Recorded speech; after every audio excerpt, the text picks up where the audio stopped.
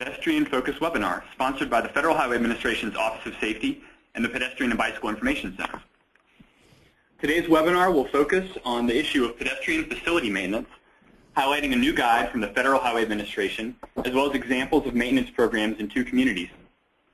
Panelists for today's webinar include Tom Huber, Dan Bauer, and Aaron Levine. Tom Huber is the director of Tool Design Group's office in Madison, Wisconsin, and he led the development of the FHWA Guide for Maintaining Pedestrian Facilities. Formerly, Tom was the Bicycle and Pedestrian Coordinator for the Wisconsin Department of Transportation. Dan Bauer is the Supervisor of Sidewalk Inspections for the City of Minneapolis. He's been with the Public Works Department for 25 years and has worked in sidewalk inspections since 1991. And Aaron Levine is the City Attorney for Ithaca, New York, where over the past year he has served as Chair of the City's Sidewalk Task Force, convened by the Mayor to overhaul the financing, repair, and construction of sidewalks citywide. We're thankful to all of our panelists for participating today. My name is Dan Jeline, and I'm the Program Manager for the Pedestrian and Bicycle Information Center. I'll be facilitating today's webinar. This webinar has been submitted to the AICP and has been approved for 1.5 CM credits. The Road Safety Academy, the training and education arm of the UNC Highway Safety Research Center, is a registered provider of CM credits. For more information on the Road Safety Academy, please visit www.rsa.unc.edu. For more information on future webinars or to view the archives from this webinar series and others, please visit www.walkinginfo.org/webinars. In addition to these webinars, PBIC offers 4 different in-person training courses to provide technical assistance to professionals and community members in developing pedestrian safety action plans and improving conditions for walking. These courses can be found at www.walkinginfo.org/training. I'm now going to turn the presentation over to Tom Huber, who's going to begin talking about pedestrian facility maintenance. So first off, hats off to our panel members for the study, the research report, and for the guide. These were the panel members, and they did quite a bit of work, so I want to make sure to recognize them. The objectives of this webinar is that I wanted to make you familiar with the new guide out there, so you're more likely to open up and use it, and to pass it on to others as well. The guide was preceded by a report, and I also want to share with you some of the findings of that report. I want to leave you with the basic elements of a well-rounded pedestrian facilities maintenance program, and then what others are doing out there, what's common out there, and what are some of the successful approaches to sidewalk and path maintenance in the U.S. So who is this webinar for? For planners, engineers, managers of sidewalk systems and other pedestrian facilities, perhaps city administrators as well. A little bit on my maintenance experience as the Bicycle and Pedestrian Coordinator for Wisconsin DOT for almost 20 years. I fielded a lot of questions on sidewalk maintenance, but probably even more on path maintenance. I also summarized a sidewalk maintenance practices piece for the APBP a number of years back. And I was, of course, the project manager for this work for both the report and the guide. I'm also a part-time maintenance provider, and I'll give you a little bit more on that later. But what really qualifies me as a maintainer is that I live on a corner, and I've got 2 sets of sidewalks and two curb ramps to maintain. So what types of pedestrian facilities have been included in the report and the guide? Sidewalks, shared use paths, crosswalk, signals, and other pedestrian facilities as well, curb ramp, signage, etc. And how do we define a pedestrian facility for purposes of the report and the guide? We break it into both structural maintenance and into day-to-day maintenance. The structural maintenance are the certainly simple repairs like the grinding and the wedging and patching. Those definitely are considered to be maintenance.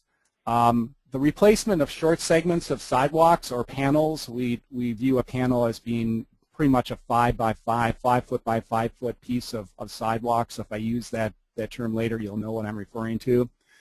So we also consider maintenance to cover some forms of sidewalk replacement, short segments of sidewalk replacement. Crosswalk marking signal maintenance was included in our definition. The guide did not address new sidewalk construction.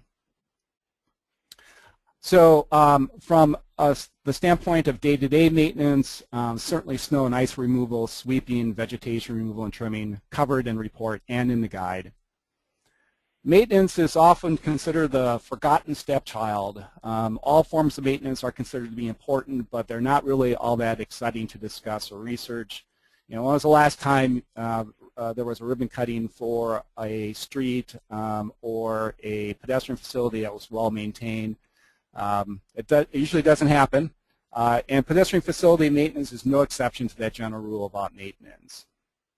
However, on the other hand, if pedestrians had more clout, this is the way things would look. So a colleague of mine here in Madison and friend put together this this diagram showing walkability and the components of walkability, and at the heart of that, in influencing walkability are policy, politics, and funding. And coming off of that are the elements, pedestrian corridors, and crossings are certainly an element of walkability. Interactions with others, certainly at intersections. Access to destinations is critical and would be hindered without proper access to those destinations. And then, of course, a component that we're talking about here, an element that we're talking about today is maintenance and operations, and how repair and how that affects adjacent property owners, and then how winter comes into play. And of course, if you're hitting on all of those elements in the right way, you're going to end up with a safe, convenient, accessible, enjoyable, and aesthetic set of facilities that can be used all season. So thanks to Arthur Ross for that. So why is maintenance important? This was funded through federal highways as a safety study, so that's why it's bolded. We want to prevent people from falling and slipping on pedestrian facilities, and maybe requiring them to walk in the street if they can't use a pedestrian facility that is adjacent to the street. Also, access, which is tied to safety. We wanted to make sure that there's continuous and dependable travel for all people during all seasons. And we want to maximize our investment, right? We want to make sure that these facilities that we've invested a fair amount of money, that we maintain them to make them more usable for a longer period of time. And finally, liability, we need to provide these reasonably accessible facilities to avoid claims. So on to the research report. The purpose was to establish the state of the practice within the United States. We had discussions with 50 agencies, and we profiled an equal number of agencies without holding telephone discussions with them. We learned a great deal, but keep in mind that this was not a statistically valid survey. We ended up learning about a wide range of practices, and there was consistency within the states sometimes, but there was not consistency across state lines. So what do we find out in this research report? For sidewalk repairs and replacement, the vast majority of agencies are involved in these ways. They're making pretty much universally simple repairs, such as patching and grinding and horizontal cutting and wedging. They're just going out and doing those things. It's more complicated for sidewalk replacements. Now, sometimes it's done completely by the agency. Another option is often to give it to property owners and let them replace the sidewalks on their own, or to have the agency do that for them. Or it can be done by the, often required to be done by the property owner, and the community will require them to do that, and they will inspect and monitor that is done, but it's totally on the shoulders of the property owner. Now, when it is done by an agency, Most commonly, property owners are at least partially responsible for the cost of that sidewalk replacement. Now, we did encounter 2 or 3 agencies who were not assuming any responsibility for sidewalks in their communities. We even had one community that took responsibility for sidewalks in their downtown in the immediate neighborhoods, but beyond that geographic area, they were not taking responsibility. But that was the minority of what we found. Some other findings. A sizable number of communities, the majority were being very good about responding to complaints and mishaps, but they were not necessarily proactive. And then there were agencies that were responding to complaints and mishaps, but they were also had some type of proactive program in place where they would inspect and address sidewalk repair zone by zone. Now, the communities that were responding quickly to complaints and mishaps, a lot of times they had their own crews, and they often would move out there within a week and could replace sidewalks. The communities that were have more of a formal process often were making temporary repairs, and then going back and making more permanent repairs through sidewalk replacement. And you'll hear Dan's explanation of that, because Minneapolis is definitely within that type of example. So this is one of the research findings that I think is really key, and I'll read this.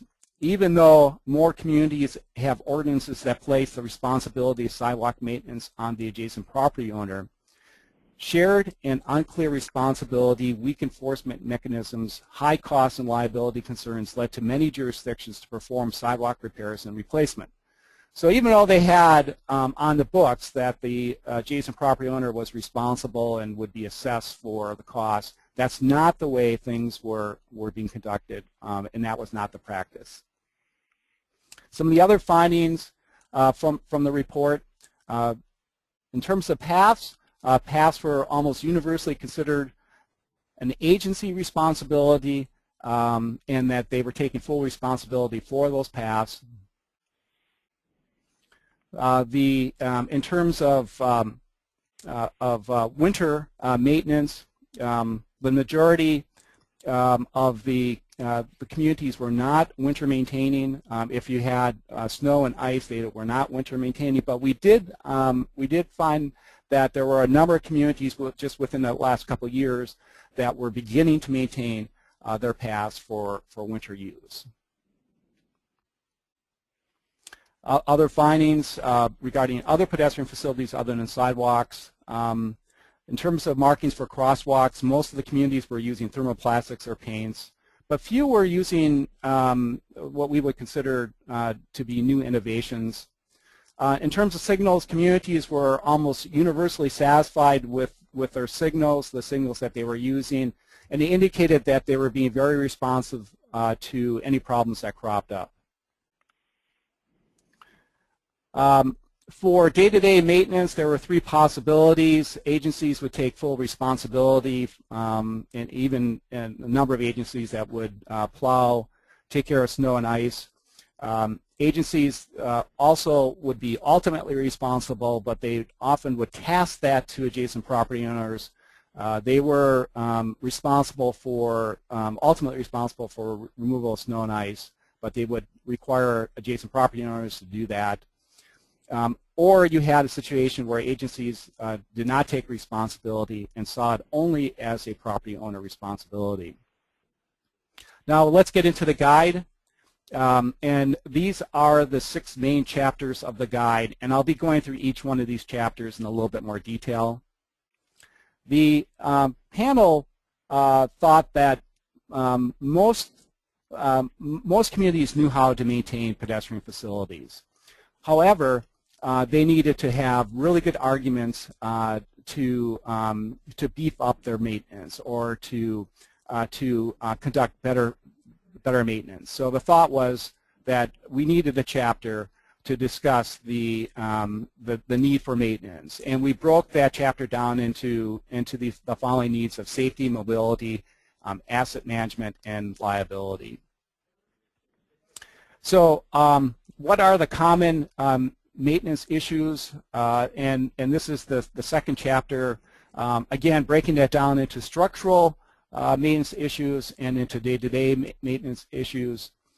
We identify the forces that impact sidewalks and paths, those underlying forces, those deformation forces that are causing these problems, and that was thanks to a Canadian report. We discussed the structural problems resulting from those forces,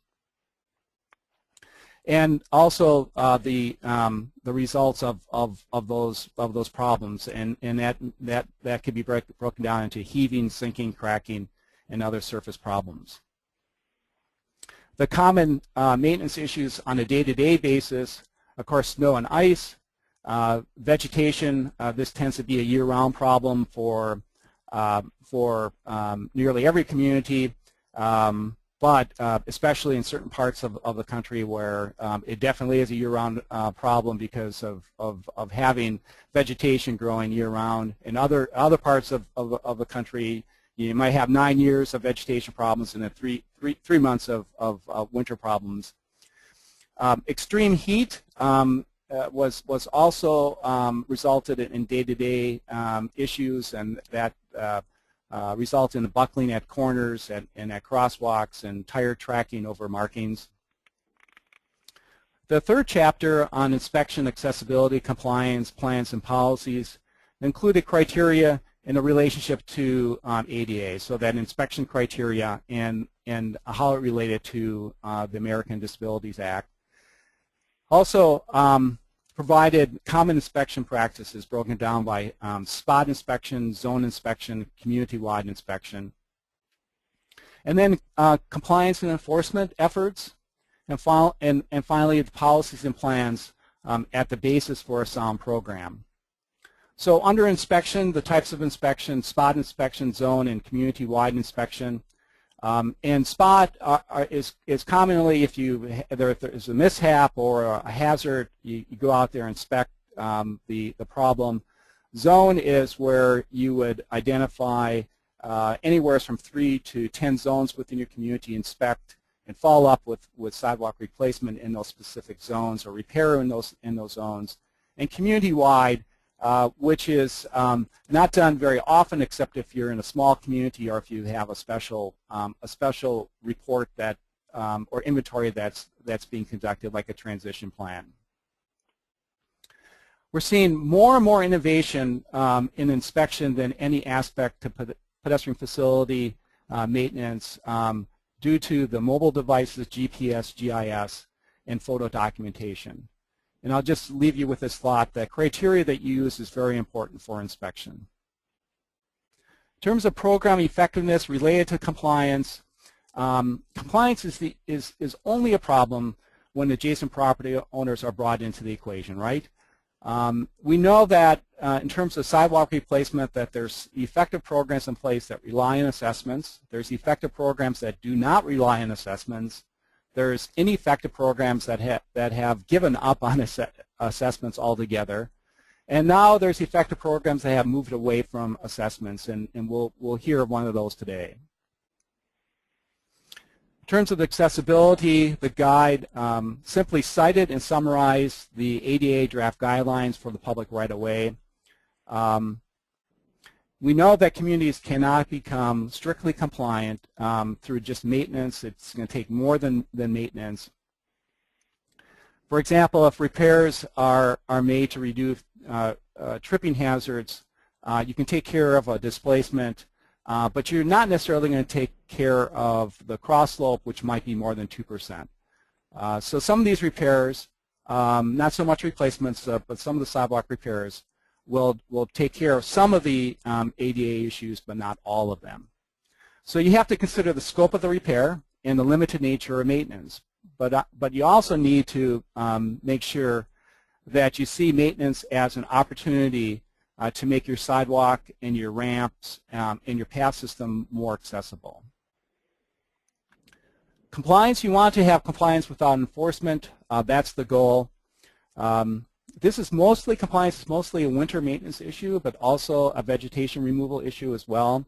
Timing is important for compliance. You don't want to wait for 4, 5, 6, 7, 8 days when there is a property that you can't walk by because of snow and ice.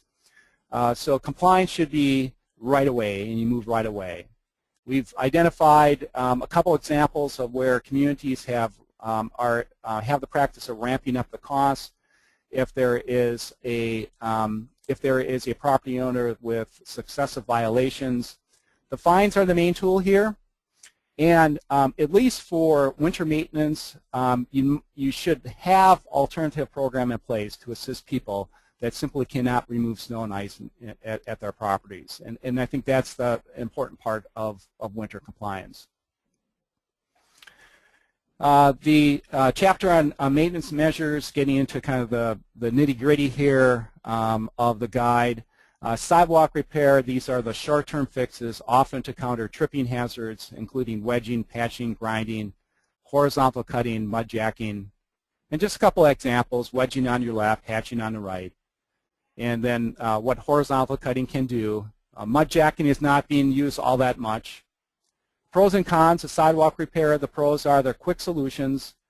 They're relatively inexpensive, and if they're done quickly, it does really show that you've got a responsive government. The cons are it often doesn't solve the problem beyond the short term, and it's often not ADA compliant.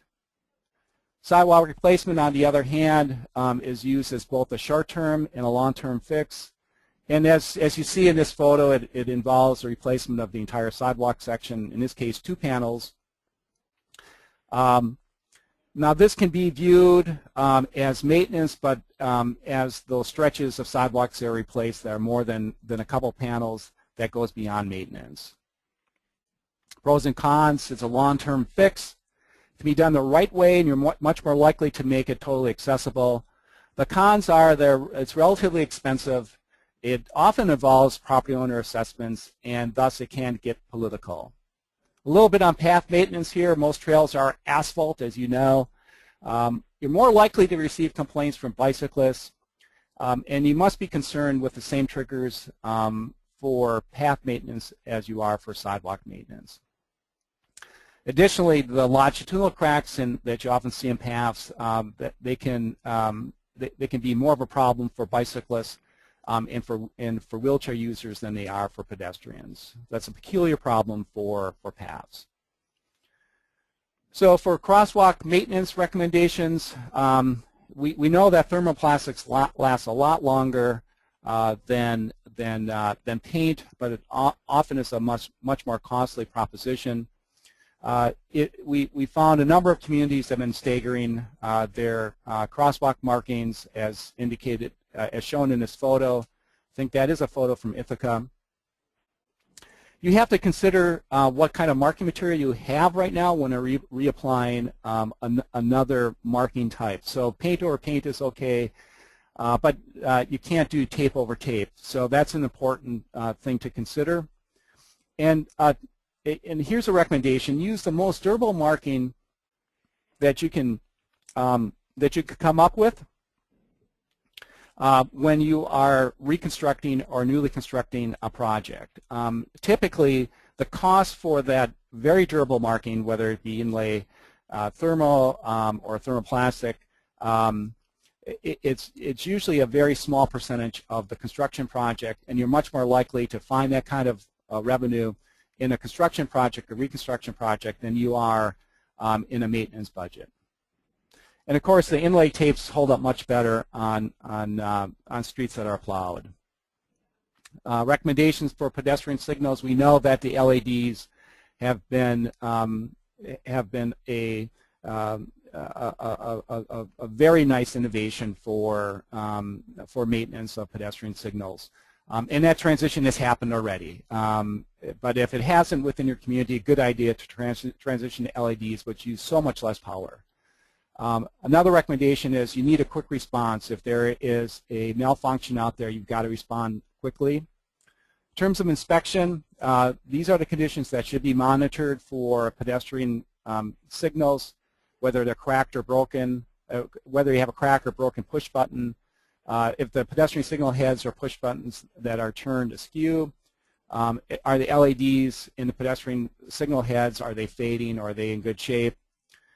Is any vegetation obscuring the push buttons or pedestrian signal heads? And while you're out there inspecting, it's also a perfect opportunity to check the button mounting location and make sure that you're meeting the accessibility standards. Okay, just in summary here, kind of the basic elements of a program. You should have sidewalk repair, sidewalk replacement, sidewalk design with an eye on maintenance, and I'll give you a few details on that in a moment. Path repair and replacement, and then crosswalk marking maintenance and pedestrian signal maintenance as well. So here's the model. We include this on 2 pages in the guide. In some of the basic elements of this, a quick response to safety problems, get out there right away for tripping hazards, and if any mishaps were to occur because of any of the pre-mentioned problems. It's a good idea to have one of these circulating sidewalk replacement programs that you can address on a zone-by-zone basis. Funding, we know that different approaches work. There are ways that you could probably move to a more equitable way of funding, and we mentioned a few of those and give you examples in the guide. Coordination within your agency, kind of streamline and funnel that through one unit or one person. Document where you've got problems and how they've been resolved.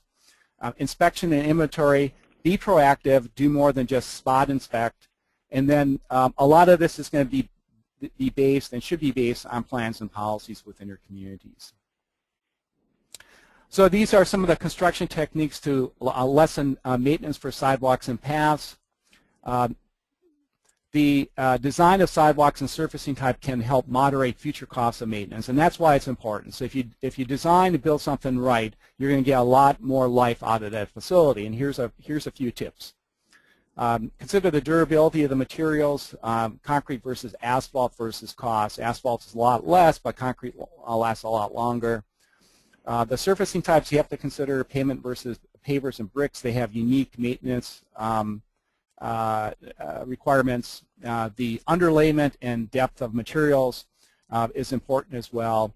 The one thing that we heard time and time again is that a compacted granular base is very important to especially to sidewalks, also for paths, but that is, it can lengthen the durability and the life of sidewalks and paths. And then type of detectable warning fields. Again, the warning fields, detectable, the domes that are range in cost. And I know that in states like Wisconsin and Minnesota that the cast iron ones are used because of their durability during the winter. And that might be an overkill situation for many other states. A little bit on construction techniques with trees.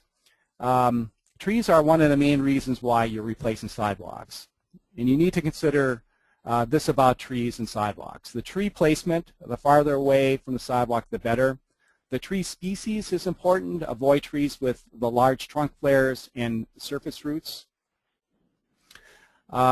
Work with an arborist. That's important. And any replacement program has to be careful with the type of root trimming that you do. A sidewalk replacement program has to be sustainable, and if you're taking down a lot of trees or the trees are dying because of the replacement techniques you're using, it's not going to be a sustainable program. So in terms of funding, the last chapter in our guide, funding for maintenance is pretty much limited to local funding. Funding is more of an issue with sidewalk replacement than it is with sidewalk repair, just simply because the cost of replacement is so much more. And it seems like it's becoming more difficult all the time to rely on property owner assessments, especially for 100% of the cost of sidewalk replacement. So more and more communities are considering moving away from assessments, and we've included examples of those communities within that chapter. So there are these equity issues with assessments. Maintenance often is necessary in the older neighborhoods, and those are often occupied by lower income residents, so there's an equity issue there. And if streets are maintained and used and using general revenues, then should sidewalks also be going to that same source of revenue? But if an agency moves from special assessments, can there be a commensurate level of sidewalk work? That's an important question. You don't want to reduce the amount of repair and replacement within the community. And finally, my story on being a part-time maintenance provider. On my way to work on Monday, I saw this TV set which was thrown over a footbridge over the southwest path. I called or actually sent an email on report a problem for the city of Madison. By the next day it was removed. So an example of something that is working and using some of the elements that we discussed already today. So there's more work that's necessary. We need to learn more about the impacts of laws and legal precedents. Most state laws and local ordinances, we did not review most of the state laws and local ordinances. We just wasn't the scope of the work. So there's more work that needs to be done on that front. More on trees. I think if we can get someone to do almost a tree guide for sidewalk replacement, that would be a very useful tool. And here are the links to the documents, first to the guide and then to the research report. And that's it. Dan? Hello, this is Dan Bauer, and I'm the supervisor for sidewalk inspections for the city of Minneapolis, and Tom has graciously set up some slides for me, so we'll go through them quickly. This is the introductory slide here. I'm going to talk about our policies in the city of Minneapolis, our inspection criteria, our inspection processes. We follow a 10-year cycle for sidewalk repairs, and what sidewalk repair options property owners have when we send them a sidewalk repair notice letter, and our reporting issues, how citizens can report sidewalk issues to us, and then how we communicate with the public. So next slide. And talking about policy, Minneapolis requires by ordinance that our property owners build and maintain the public sidewalks along our city streets. Public sidewalks provide a safe passage for pedestrians, obviously, and that includes our wheelchair-using pedestrians and other disabled users. In the city of Minneapolis, we assess the costs of sidewalk repair to property owners. That's, as I said, by our ordinances. And in the city of Minneapolis, property owners pay 100% of the cost of sidewalk repairs and replacement. And then one other bullet point here that's not on the slide, but I just wanted to mention quickly, ADA. As of 2013, we have implemented an ADA transition plan. We have about 15,000 corners in the city of Minneapolis. We set up a contract starting in 2014 using an outside contractor via competitive bidding process to construct our ADA ped ramps. We're also constructing ADA infrastructure using our public works crews, and we have a city of Minneapolis sidewalk contractor that we hire by competitive bidding process to do our sidewalk repairs. They're also doing ADA infrastructure maintenance and replacement. Next slide. Okay, so I'll just talk about our inspection criteria briefly here. Of course, we're inspecting because we're concerned about damaged sidewalks that could cause pedestrians to fall, slip and fall. And we're concerned about damaged sidewalks that could impede the wheelchair users and other disabled pedestrians from using our public sidewalks. And we're looking for common things like, common defects like broken sidewalks, uneven and projecting sidewalks, and settled sections. We're also concerned about sidewalks that are falling apart, that are disintegrating at the joints and that sort of things, or just from old age crumbling and falling apart. Next slide. So just to be a little bit specific about the inspection criteria that we use in the city of Minneapolis, I like to use my anachronism BUPS, broken, uneven, projecting, and settled. So if we have broken sidewalks, we're looking at sidewalks. Our criteria says that if the break is separated by a half of an inch, or there are multiple breaks in a particular section of sidewalk, we're going to replace it based on that criteria. Uneven and projecting sections that present trippable edges to pedestrians using the sidewalks are criteria for replacement. Settled sections, and this happens quite a bit, where settled sections are settled below the top of curb. And the problem with that is you're going to have ponding of water perhaps in the summertime, and snow and ice in the wintertime collecting in those low spots when you have freezing and melting and refreezing of snow and ice on the sidewalk. And then, as I said, the other inspection criteria we're specifically looking for are pitting, where the surface of the sidewalk is deteriorated and it's uneven or has holes in it because of that kind of a condition, and the rotten joints, where the sidewalk's just deteriorating and you have joints that are now falling apart, or the surface of the sidewalk itself. And then clay cracking is one other criteria we have.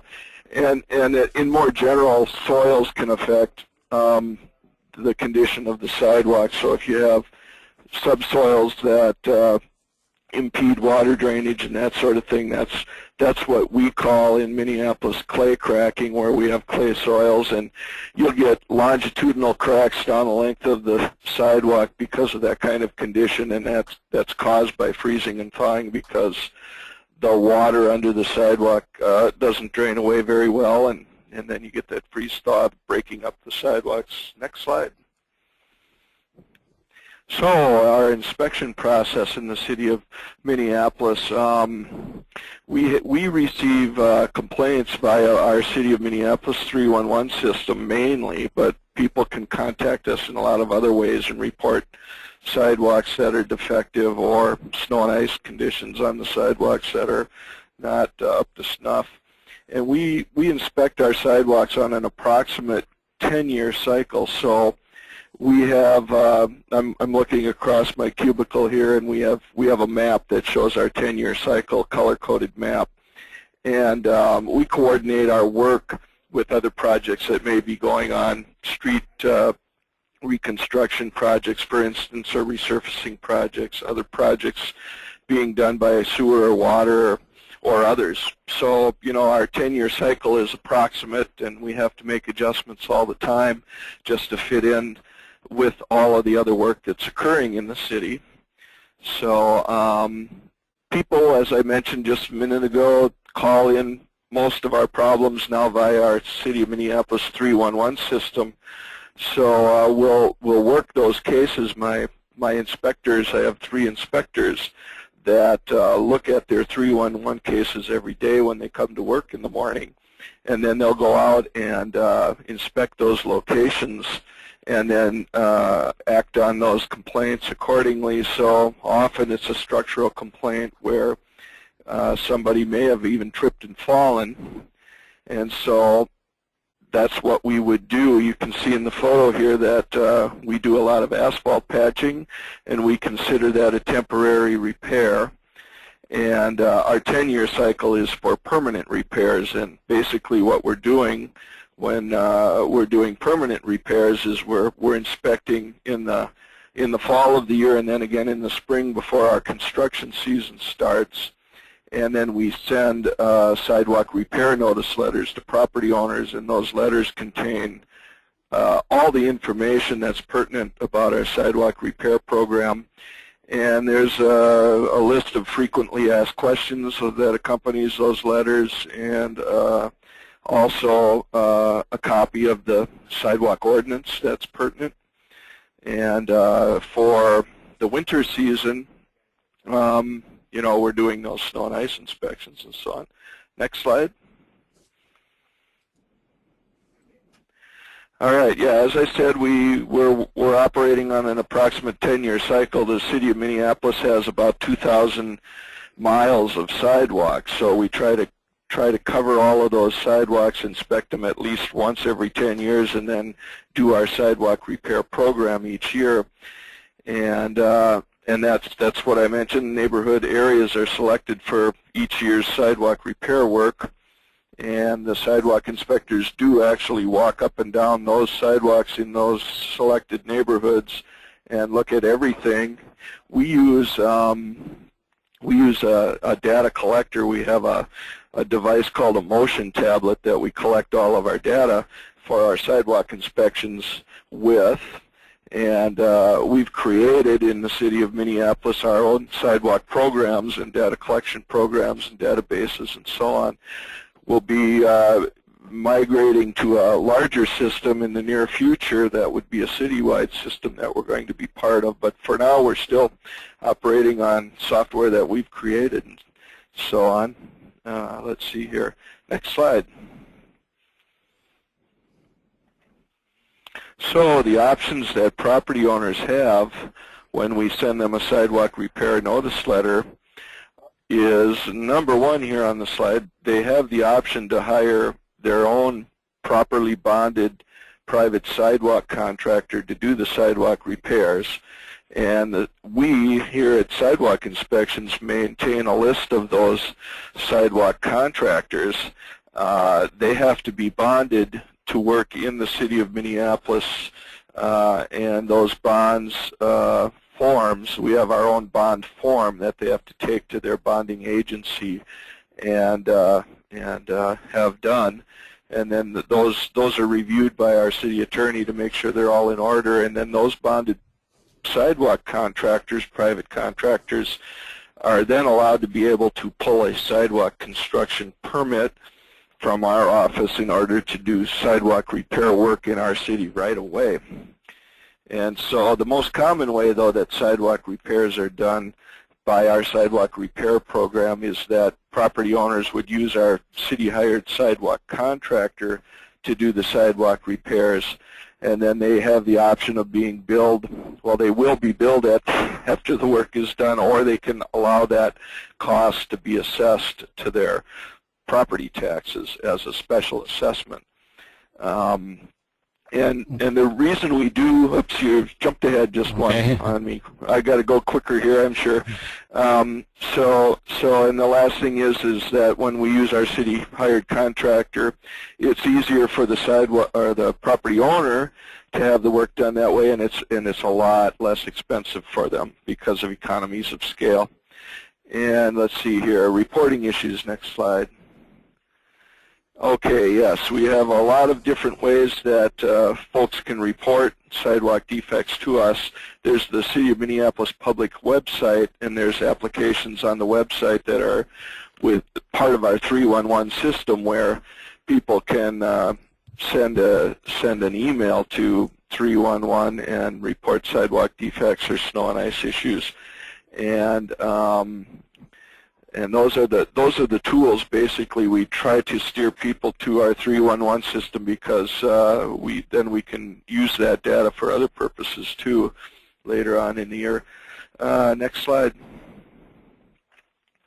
And we do assess 100% of the cost of sidewalk repairs. So temporary sidewalk repairs are not assessed. We do that as part of what is included in folks' property taxes for street maintenance and so on. So we send work orders to our street maintenance folks to do the sidewalk asphalt patching when it's needed. When sidewalks are replaced by the city, as I said, we'll bill or assess the property owner. And it is simpler for property owners to have the work done this way. We probably do about 5,000 notices on average every year for sidewalk repairs, and out of those 5,000 notices, maybe 10 or 15 property owners will hire their own contractor. So that's pretty much the way it goes. And yes, you know, when it's assessed, the property owner is essentially being able to finance at a real low interest rate the cost of the sidewalk repair. A one-year assessment would be $0 to $150 worth of sidewalk work. A 5-year assessment is between $150 and $1,500, and we have a 10-year assessment for any cost to a property owner that's $15,000 or above. Next slide. And how we communicate with the public. Oh, Tom, you're so quick. We just talked briefly before the webinar about these bullet points here on this slide. So we have our website, as I mentioned. People can call in or contact us about sidewalk defects and snow and ice complaints and so on via our City of Minneapolis website. We will be initiating this year, actually, meetings with neighborhoods and business groups where we are doing sidewalk repair work. And we'll also work with the elected officials to identify those neighborhood groups and business groups that we will be meeting with. And we meet with advisory committees. So we have 2 advisory committees that we meet with intermittently throughout the year. One is the Minneapolis Pedestrian Advisory Committee, and the second is the Minneapolis Advisory Committee on People with Disabilities. So, of course, we do a lot of work with the media. We have a communications department here in the City of Minneapolis, and often the media contacts our comms department and asks for interviews or, you know, TV or radio, you know, interviews, that sort of thing, or newsprint, so on. So there's a lot of work that happens from time to time throughout the year with the media. We do utility billing inserts, and mainly this happens before the snow and ice season. We let people know that, hey, you know, when it snows, you're responsible for shoveling your sidewalk, and you know, heads up, make sure you're doing your part to keep the sidewalk safe. And Minneapolis 311, I've mentioned many times already here in the webinar. And we have some newer initiatives that is also through our 311 department. There's mobile apps available for people now to use on their mobile devices. So there's 2 apps that I'm pretty much up to speed with here. One is to report sidewalk defects with the mobile app, and the other is to report sidewalk snow and ice complaints via mobile app. And in the future, we're going to be doing a lot more outreach with social media. There's a lot of outreach being done by the City of Minneapolis now in other areas, especially for snow emergencies when the city plows the streets under a snow emergency situation. There's a lot of outreach there now with social media, but we're going to be expanding that, I'm sure, in the future to a lot of other sidewalk applications. So that's pretty much it. Thank you, Tom. Okay, thanks for both of you guys for that presentation. I would like to quickly, before we turn it over to our panelists from Ithaca, New York, I would like to share one slide that I forgot to share earlier, and that is sort of buried the lead. I was going to share this slide here with you all about the guide itself and show you the link where it can be found. Tom showed you the link a bit earlier to both the guide and the research report. This is just some basic information about the guide and the research report. Both can be found at this link that you see at the bottom of the slide. I'm going to be putting this link in the email that's going to go out to all of you after the presentation, so you don't necessarily need to jot it down very quickly unless you've already done so. But just a note on some of the highlights of things that are included in the guide, even though Tom did just talk through those. But you will be able to access this online with a link that I'll send out to you later today. So with that, what I want to do now is turn it over to Aaron Levine with the City of Ithaca, who is going to talk about some of their programs there. So Aaron, you're going to see the notification come up to accept screen control. So please go ahead and take that over and begin your presentation as soon as you like. Thank you, Dan. Let's see here. Hopefully my screen is now showing. That's right. All right, wonderful. So my name is Aaron Levine. I am the city attorney for the city of Ithaca, and let me see if I can set this slide. There we go. We very recently completely overhauled the city's funding mechanism for sidewalks, and we're very excited about the mechanism and pleased to be invited to speak with you about it here today. I'll note before I go any further that the photo of the crosswalk that Tom Huber showed earlier, oh dear. You still able to see my screen? I can see your screen, but it seems that your PowerPoint slides. Yeah, I don't know. Yeah, oh, there they are. Try getting back into that. Zoom slideshow. Not sure why I did that.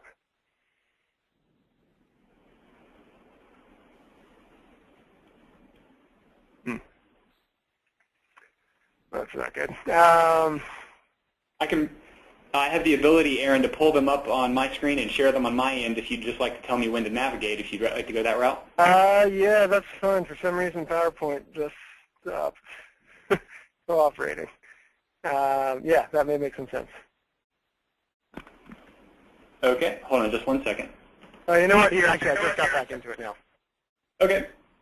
Yeah, sorry about that. So the photo of the crosswalk that Tom Huber showed earlier in his presentation is actually right outside my window right now, and the crosswalk has faded a little bit since that photo was taken, but the crossing, the mid-block crossing, is still doing very well. But with that, so the city of Ithaca, virtually like so many municipalities across the country, has for decades and many decades actually used the same funding mechanisms that Tom and Dan were just discussing with all of you. And that basic mechanism, as you know, is that the adjacent property owner is responsible for the cost of both construction and repair of the sidewalk adjoining their property. As with the Minneapolis model that Dan was discussing, Ithaca has always given property owners the option of either hiring a contractor or letting the city do the work and then being billed by the city. In fact, Ithaca has the third odd option of letting the property owner actually do their own work without hiring a contractor if they so choose as well, which has its benefits but also its detriments. But that system obviously has its downsides as well. One huge downside is that across the past 20 years or so in the city of Ithaca, virtually no new residential sidewalk has been installed. And there are substantial areas, not huge, but substantial throughout the city that could really use sidewalks that simply never had it built. So our urban core downtown has plenty of sidewalk, but some of the residential neighborhoods extending out from the urban core are missing sidewalk in very used places where it would be quite useful. Additionally, the enforcement of our now old policy was administratively difficult and led to many delays in repair. So the mayor convened a sidewalk task force chaired by myself at the very beginning of this year to address these problems. And let me go ahead and head into the slides here. So as I said, we've had delays under the old plan, and then there are a number of other problems with the old plan.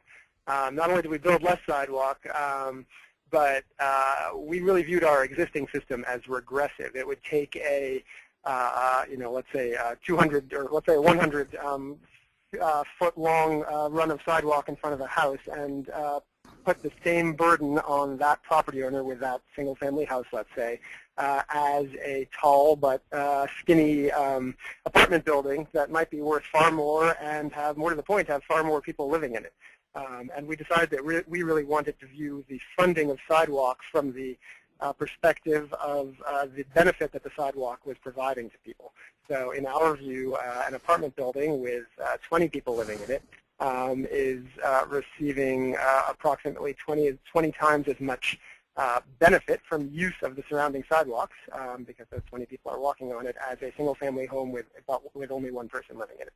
And we wanted to be able to reflect that differential in the funding mechanism that we put in place. So we viewed our objectives for moving away from this old system were to reduce regressivity. Another big one, Ithaca has a tremendous amount. In fact, over 60% of Ithaca's property value citywide is actually tax exempt. We have a major university here and a number of other major nonprofit tax exempt entities.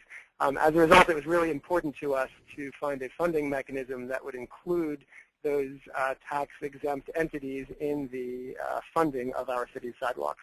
And that, of course, was not happening to the extent that tax dollars were paying for the sidewalk, to the extent that, which was happening in some cases.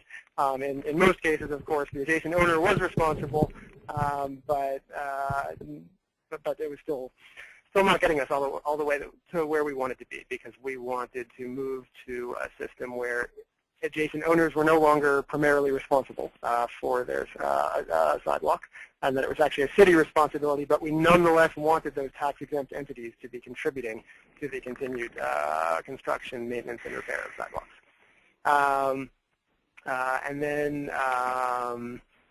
Yeah, so those were the basic objectives that we were pursuing.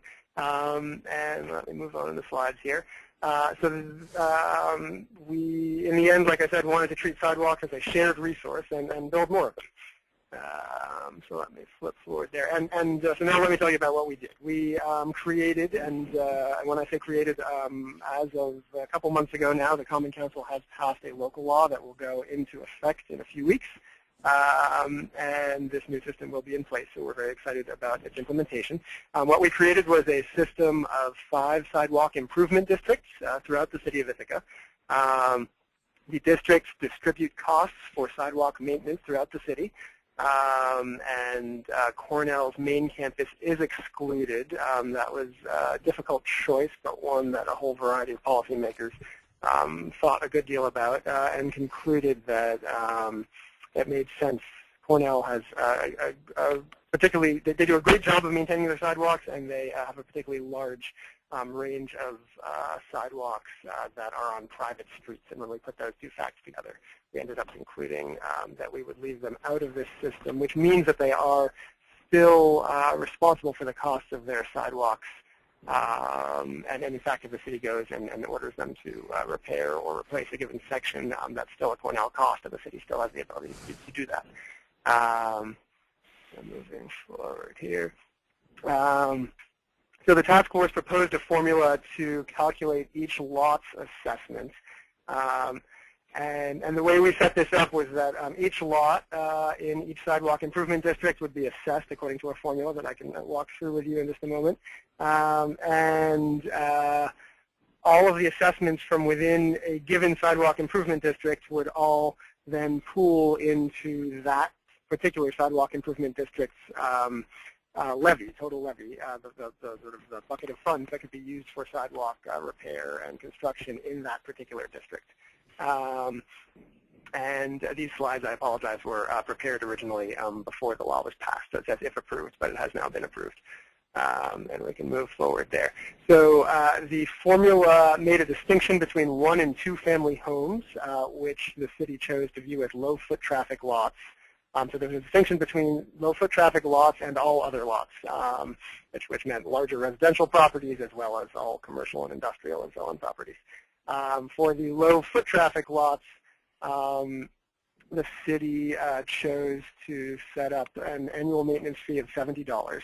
That's a flat fee. Every 1- and 2-family home in the city will find itself paying $70. And we chose, there were a number of approaches considered in terms of identifying this distinction between low foot traffic lots and other properties.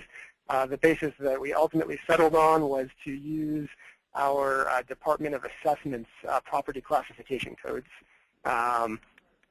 And so whatever our Department of Assessment identifies as a 1- or 2-family home gets to pay $70. All other properties pay a $140 base fee, that's their annual maintenance fee, plus 2 other components to their fee. The first of those two other components is a square footage fee of 1.5 cents per square foot of buildings on the lot. And the second component is a frontage fee of $30 for each, and actually the slide is not quite correct. We ended up deciding on each 55 feet of lot frontage on the street. The goal was to use a metric, in that case 55 feet, that wouldn't leave too many people going out and counting the feet along the front of, their frontage and saying, well, no, you were off by 2 feet, we need an adjustment, because that seems like an administrative hassle for the city. The square footage fee that I just mentioned of 1.5 cents per square foot was motivated by the thought that if sidewalks are there to benefit pedestrians, then the larger the square footage of the sort of average commercial or industrial use, the more pedestrians are likely to be using that particular building, and therefore the more that building is benefiting from pedestrians' ability to use our sidewalk infrastructure. So we figured the larger the building, the more they should be paying in terms of that square footage fee, and that's what was motivating that. The frontage fee, obviously, properties also benefit in the classic sense that even our old system recognized from having sidewalk in front of the property adjacent to it, and so there is some reflection of that in this formula as well. So moving forward, we put a couple comparisons into this slideshow. A single-family home, as I mentioned, would pay a flat $70. 312 College Ave, which is a large apartment building adjacent to Cornell University, would find itself paying just shy of $2,000 per year. And you can see the breakdown there is that $140 maintenance fee, a $90 frontage fee, because the frontage is actually not that huge for that property, but it's quite a substantial square footage, which brought it up to nearly $1,700 in terms of the square footage fee. Another comparison between two businesses, an abstract small business might find itself paying $185, and in comparison, Walmart here in Ithaca, we estimated would find itself paying a bit over $3,000 per year. It has quite a bit of frontage, so that's where you get nearly $1,000 of that fee. And of course, Walmart has a huge square footage, so that generates a good deal more in the square footage fee, which again we believe reflects the fact that a store with heavy foot traffic like Walmart is also going to have a large square footage like Walmart, and therefore will have a large benefit from the sidewalk system.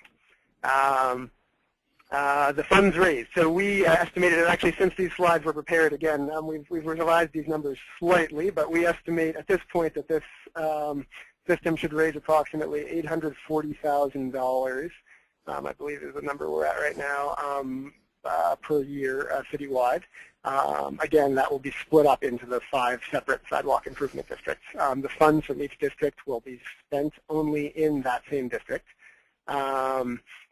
And the money raised should cover all sidewalk work done in Ithaca each year. By no means does that mean that we will get everything done in Ithaca each year sidewalk-wise that we wish we might, but we believe this will be a substantial improvement in terms of the amount of work that gets done each year. There will obviously be tremendous economies of scale from working on large blocks of sidewalk that are carefully prioritized all at once, and we're excited about the system. So moving forward here, there was also the issue, and I'll just touch on this very briefly. There was the issue that in the process of sort of changing horses here and leaving behind our old system, we would have lots of people who just in the past 2 years, or even a decade ago, had spent a great deal of money on the sidewalk adjoining their particular property and would say, hey, this is not fair. I just spent $3,000 repairing my sidewalk, and now my neighbor isn't going to ever have to do that because you just changed the system. And so what we tried to do was to build in a credit for relatively recent past work. And we went ahead and assumed, and I realized that this can certainly be debated, but we went ahead and assumed a 20-year lifespan for sidewalks that had been installed.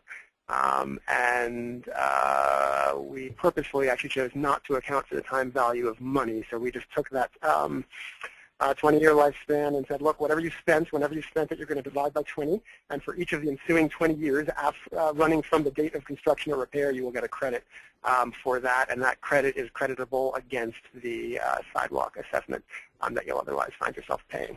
And there are a few exceptions. The big one that actually I'm not sure is on the slide, but I'll mention anyway, snow and ice. Snow and ice removal remain the property owner responsibility. The city didn't feel that there was a meaningful way for our Department of Public Works to be responsible citywide on such a short turnaround whenever it snows. So that remained property owner responsibility.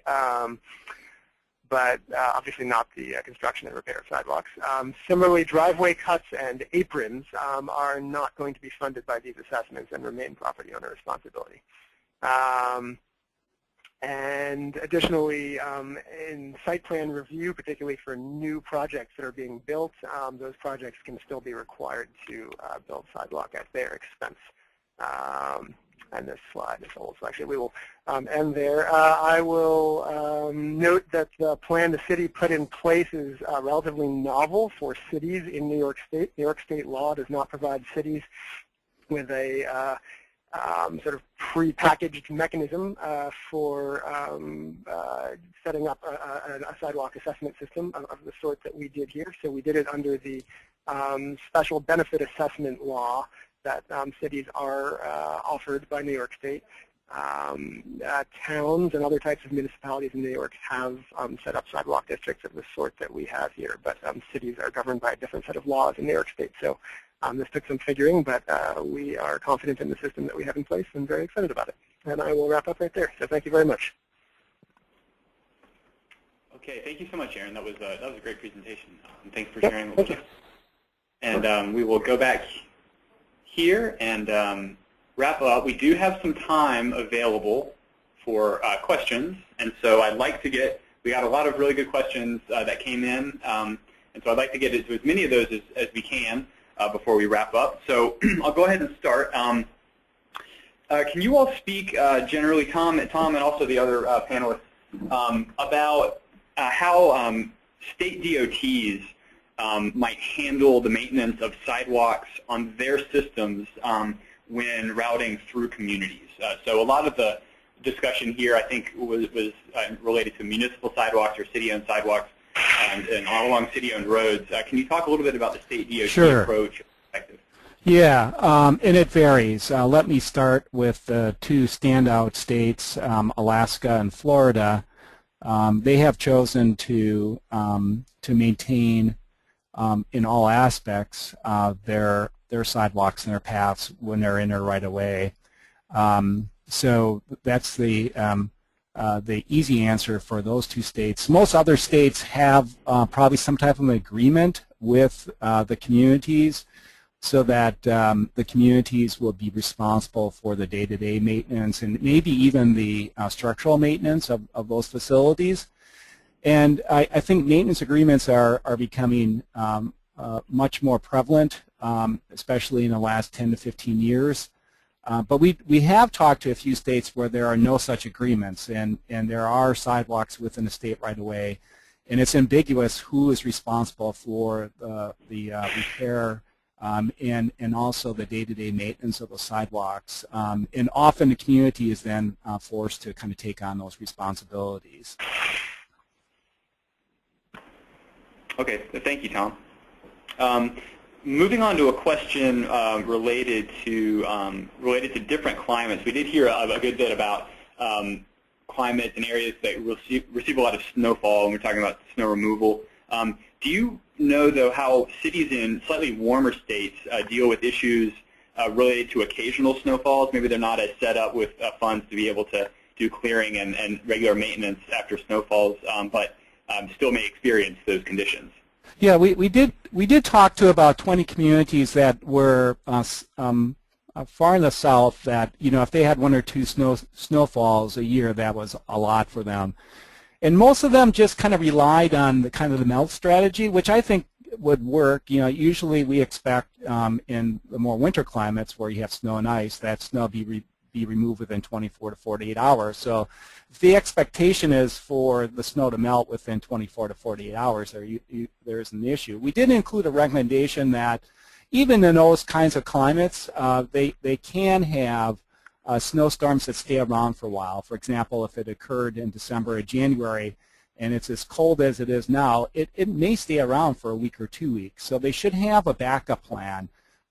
And we also learned that in those kinds of environments that communities were often choosing which areas to remove snow and ice, so that they were, if they had a business improvement district, or even if they didn't, they often would remove snow and ice from the downtown streets and adjacent neighborhoods, and then really didn't worry that much about the areas outside of those areas, and typically they would do that on their own.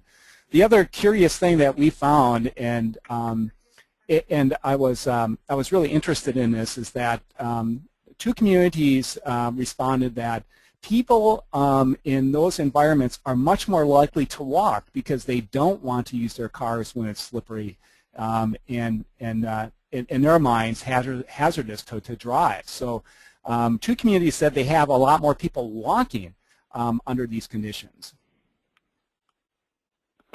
That's very interesting. Thank you, Tom. I want to get to a question for Dan.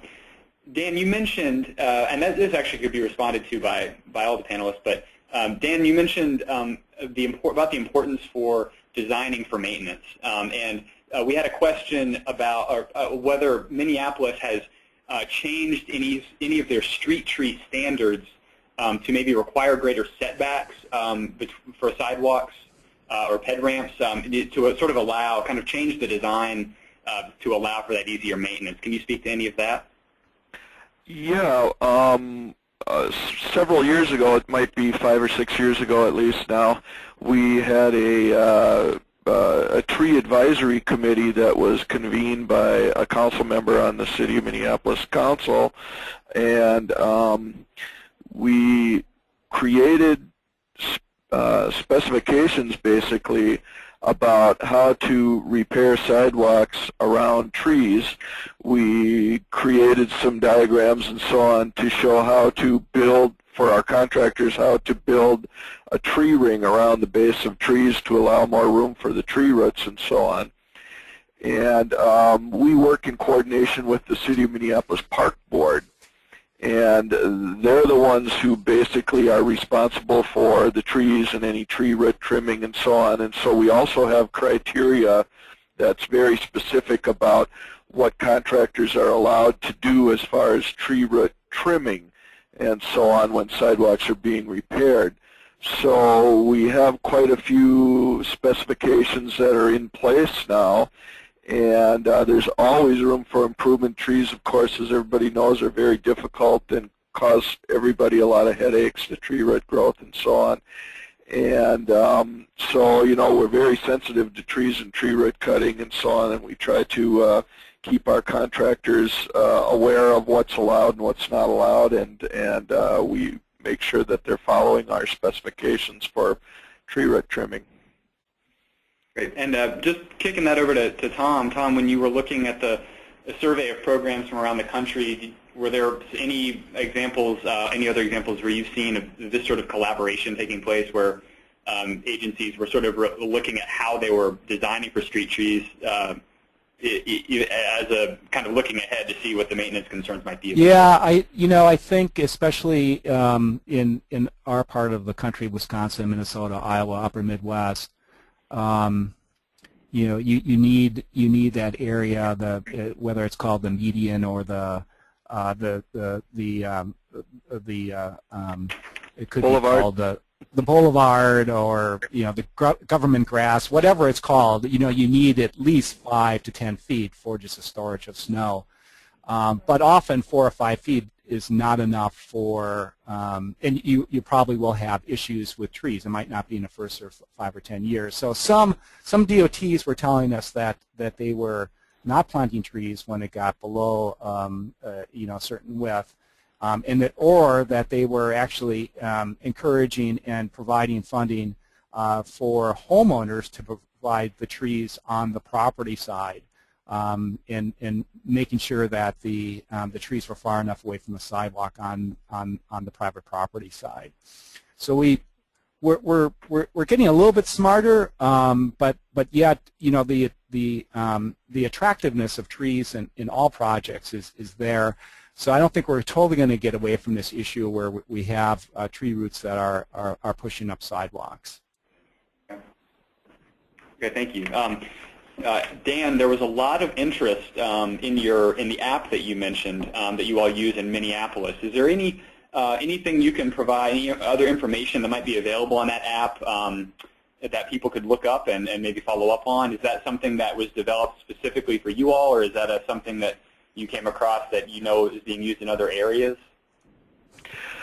Well, I'm not really up to speed on all of the details about how these apps are done and so on. These apps are done through our City of Minneapolis 311 call center, and they've created these apps, and they've found off-the-shelf apps and so on that they've adapted for people to call into our 311 call center. And I guess without knowing exactly how to direct people to find more information from us about those apps, they could contact me, and I could, you know, after the webinar is over here, and I could put them in touch with the folks at our 311 call center that are responsible for creating those apps. Okay, great. Thank you for that. I might drop your email address into the follow-up email if that's all right with you. And then that would be just fine. That's probably the best way to do it, actually. Okay. Okay, thank you for that, Dan. Aaron, I have not forgotten about you. We got a lot of questions, a lot of interest in your program in Ithaca. Can you talk just generally about how the different improvement districts were defined in terms of the borders of those and what sort of criteria went into the locations of those districts? Absolutely. So we spent a lot of time actually trying to draw out those maps, and we drew quite a few different versions of those maps. The driving factor for us was to get in each district a good mix of property use types. That was one big factor. At the same time that we wanted good geographic cohesion for each district, and you know, the results are never perfect when you try to pursue both of those goals at the same time, but we feel pretty good about what we came up with. And of course the geographic cohesion goal is obvious. It's there because you are imposing a special benefit assessment on properties for the sidewalks surrounding their particular property, and you wouldn't want a gerrymandered district, so to speak, that was a long snake winding through the city, because that wouldn't suggest a very direct benefit to a particular property in a particular district, which is an important legal requirement in New York State for imposing a special benefit assessment as well. You need to show a clear benefit to the property, so having a nice sort of bubble around the property instead of a snake that happens to run past the property was important on the geographic cohesion front. But in terms of getting that mix of different property types in there, it was important because, as you saw in our formula that we ended up coming up with for these assessments, the formula was charging 1- and 2-family homes only $70, a flat fee, and therefore the bulk of the total assessments citywide are coming from non-1- and 2-family homes. Therefore, if you drew a district that had only 1- and 2-family homes in it, or predominantly so, you were going to end up not raising enough money in that district to meaningfully fund the sidewalk work for the year in that district. So it was important to us to get that mix down. So those were the basic driving factors. Thank you very much. When you were talking about the different types of properties with respect to the assessment formula and how they pay in or how they're valued, can you talk about how you handled vacant lots in that assessment or in that formula? Yeah, absolutely. So we gave that some real thought as part of this process, actually. We ultimately chose to include vacant lots as part of the non-low foot traffic lots, which is to say that vacant lots are lumped in there with everything other than 1- and 2-family homes. So vacant lots and big commercial stores and larger residential properties are all being treated the same in terms of which piece of the formula applies to them. But of course, as you'll recall, one of the major driving factors for those non-1- and 2-family homes in terms of the formula was square footage. And that's square footage of the improvements on the property. That's not square footage of the lot, which means that for a vacant lot, there is no square footage fee because, by definition, there are no improvements on the lot. That's why it's vacant. So the result was that those vacant lots are paying a base fee of $140 per year plus a frontage fee of $30 per 55 feet of street frontage.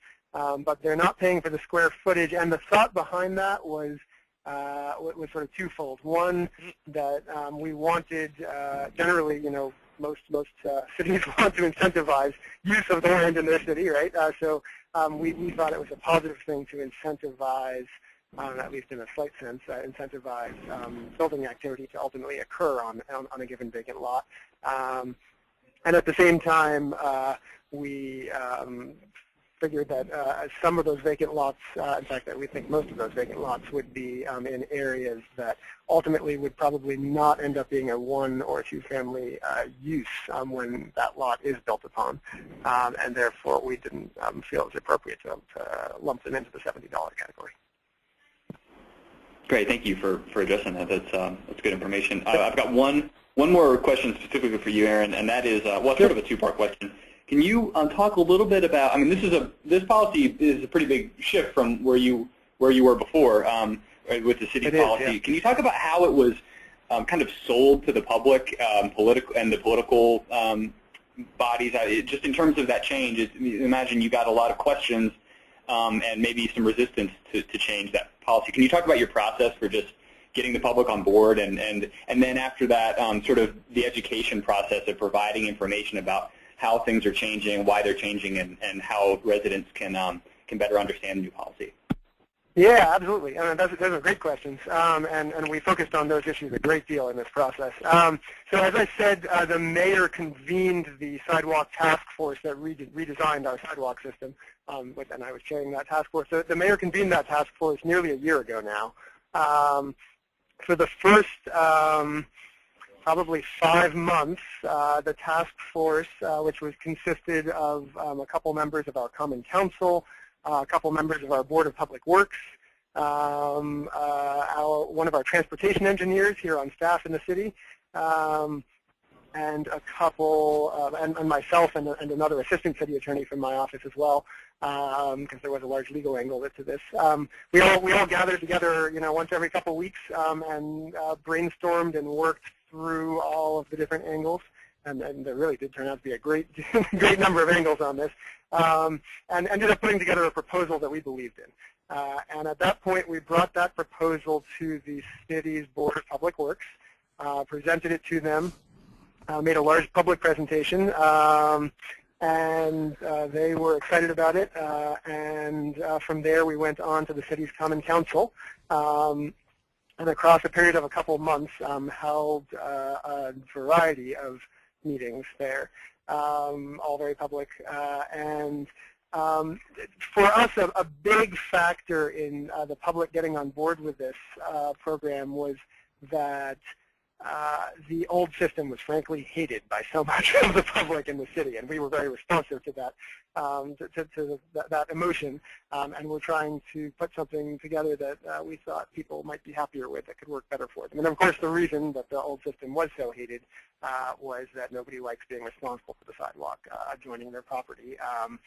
It was, as I said, a relatively regressive system, and at the same time, it could be a surprisingly lumpy payment stream, right? And an unexpected payment stream. So under the old system, a given property owner would go about their life and wouldn't expect to owe anything anytime soon on their sidewalk, and then lo and behold, because many of them don't pay attention to the sidewalk on any given year, frankly, in front of their property, lo and behold, they find themselves being told they needed to spend $5,000 on sidewalk, and they'd be really upset about it. And under this new system, they make an entirely predictable payment once a year, every year, and they don't have to worry about that payment stream. So the fact that we could show the public that we were relieving them of a burden that so many of them really disliked, and replacing it with this system was a big help. And I think that went a long ways towards selling it. But our Common Council members got very involved in this issue and spoke with their constituents a great deal.